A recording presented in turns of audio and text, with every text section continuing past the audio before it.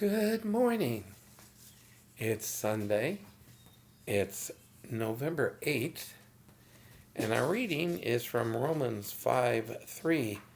We rejoice in our afflictions because we know that affliction produces endurance.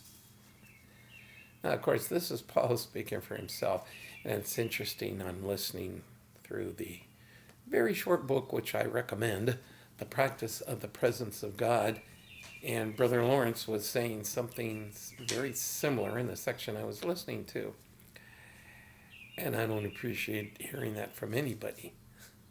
But remember, what's being said here isn't about rejoicing in the suffering. It's rejoicing in what suffering produces. And there's no question that when things get difficult, we're more likely to turn to God and to draw closer to Him. At least as believers, we would hope that's the case. Although actually we should be doing that all the time.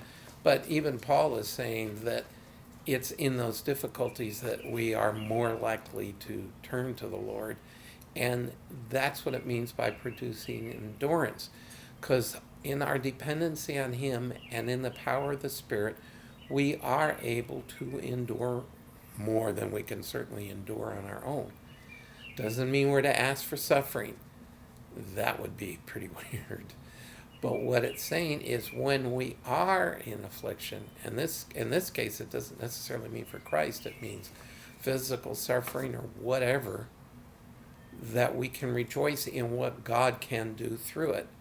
And sometimes we won't be able to rejoice until we're out the other side and can see what God did through it. But based on that past experience, that should encourage us in whatever present experience we're going through.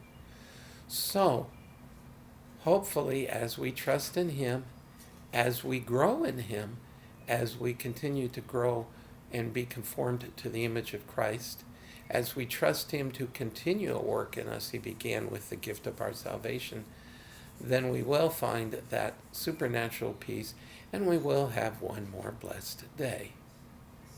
And I'll see you again tomorrow.